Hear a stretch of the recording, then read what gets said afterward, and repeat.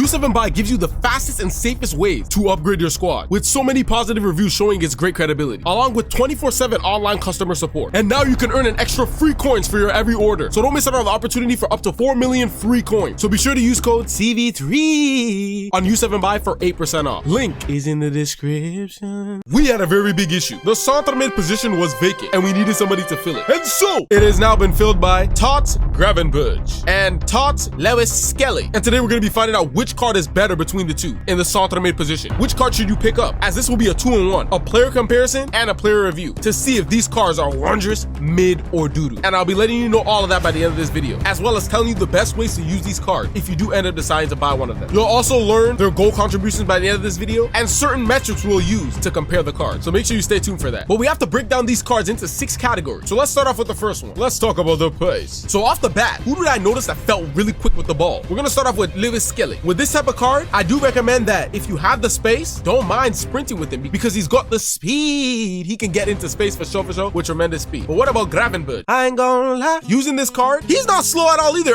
To be honest, I thought he had quick step plus. It is what it is. So remember that using these cards, don't be afraid to use a sprint button with them because they are actually pretty quick. Despite Gravenberch not even having quick step or rapid, he felt pretty good on the ball with speed. But then if you get caught up, you might have to do a little bit of that twist and turn and dribble. And who was very good on the ball with the dribbling ability? Now look at here. EA Sports knows that their game is broken and garbage in moments. So they tried to compensate by giving Gravenberch 97 dribbling. But we all know he's a biggity because he's 6'1+. So when you want to do a little bit of that twist and turn, for a second you think, is this Messi? Then all of a sudden you think, is this a 37 overall centre back with no playstyle? That's what can happen when you play with these big players because they can't really twist and turn. It feels awkward sometimes. His dribbling is still good, but there are moments where it can be very unresponsive and your opponent can take the ball. But what about Lewis-Skelly? With his 93 dribbling, lower than Gravenberch's 97, I found I was twisting and turning like a madman using Lewis-Skelly, despite his 93 dribbling. And what you have to keep in mind while I'm talking about these cards is Lewis-Skelly is a cheaper card. So I want to see if this guy can live up to the more expensive card and you don't really have to buy the much expensive card and you can lose the cheaper card. That's what I want you to get out of this video. So make sure you pay attention. Now what about the passing ability? Can they send that over the top into your attacker and it will be accurate? Well, look at here. When I was using Lewis-Skelly, I rarely found issues with the passing ability. Although there was one problem. One thing that annoys me about a card is when they don't have the Tiki-Taka Barcelona playstyle. While using Lewis-Skelly, his passing was actually pretty nice, but there were moments in time when I was wanting to send that ball into one of my attackers quickly and it was a little bit more inaccurate, making me think for a moment that Lewis-Skelly had no playstyles at all and he was a doo-doo with the name on it card. Just in that moment. But overall, his passing is pretty good. You just got to be a little bit more attentive when you pass with. But what about Gravenberch? His passing is even on another level as well, but no Tiki-Taka Barcelona. So we want to do the pass fast, error.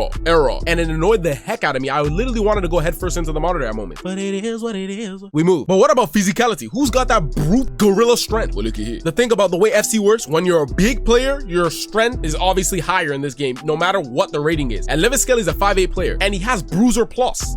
So he should be bodying everybody like a madman. But there are moments where he can body people, but if it's a little bit of a taller player that's still not super strong, he might still struggle, or it might be a tussle, or I'm an accidental tussle. But overall, he's still a strong player and can really put some players on their ass. And Gravenberch, on the other hand, he's 6'3". So in this game, if he gets beside somebody and they're trying to fight back, they might end up in the stand. I'll put it that way. Gorilla strength from him. Now, in terms of winning in the air, none of them have aerial, and aerial threats are not that crazy in the game, so I don't recommend you always try to send the ball in the air for them, but they can challenge most players, but Gravenberch will definitely do that better. But really, we got to talk about that shooting and clinicality ability. Now, Gravenberch got hit with a finesse like Messi, and that's very nice to have outside of the box, and you're kind of close, and you hit that, you can actually put that in the back of the net if you have precision shooting on, which makes your opponent on their tippy toes a little bit more, and I appreciate that with Gravenberch. Lewis-Skelly, on the other hand, can't really do much unless you hit the Trivella, you know what I'm saying? But that's every card. But in the box, both of them can really put that ball in the back of the net. What about defensive capabilities? You need your centre mids to be able to tackle the ball correctly. Lewis-Skelly, at moments, I really thought I was going against one of those dangerous Asian ping pong players, and I was getting cooked because this guy, when he would tackle it at moments when you don't have that anticipate, the ball is going ping pong, ping pong. And I was like, this is ridiculous. But that's just FC in a nutshell. But overall, his tackling ability, his jockeying movement is still very nice, and he can still win you the ball for the most part. But with Gravenberch, he has that anticipate, and I enjoyed his tackling being a little bit more consistent, which was nice to see. So let me just give you another thing about how to use these cards. With Lewis-Skelly, if you blast a ball into him, he gives you the ability to turn around faster around the defense to either get your through ball in or just get around to take a shot because of that press proven plus. So don't be afraid to turn around with this card and dribble around more because it'll will be harder for your opponent to take the ball. That's what's good with this centre mid. With Gravenberch, I do suggest that you play more of like passing the ball away from him, but in certain moments when he's in the right position and you get the ball into him, send them over the tops in, send in a through ball, maybe take a shot outside of the box. He kind of can control the game in that way, but not too much dribbling with, even though his dribbling is 97. I know it sounds great. Now, one thing that's a knock is that Lewis-Skelly has a 4-star weak foot, which can impact the results of what I think about this card. Now, in the games played, Gravenberch finished with 1 goal and 2 assists in 5 games. Lewis-Skelly finished with 2 goals and 3 assists in 5 games. Lewis-Skelly had the better stat, but who was the better player, really? At this current moment, there was about a 400k difference between the cards in price. And at this moment, is that different worth the upgrade? Now, for me, if Lewis-Skelly had Tiki-Taka Barcelona, I would definitely say that for me and my playstyle. But because he doesn't have that, and Gravenberch can do a lot more things consistently, I'ma say that Lewis-Skelly is worse, but it's still a solid card to pick up and try. But Gravenberch is definitely a top tier card. But for me, I wouldn't even put him as the card I would use because of no Tiki-Taka Barcelona. I don't know if it's like that for anybody else, but I need my midfielders to have Tiki-Taka at least. But overall, Gravenberch is a solid card. And so I would classify Lewis-Skelly as midrous, between wondrous and mid, and Gravenberch at wondrous, but just barely there for me because of no Tiki-Taka Barcelona. But you know what else can actually be solid? These cards right here. Find out if these cards are wondrous, mid, or dude.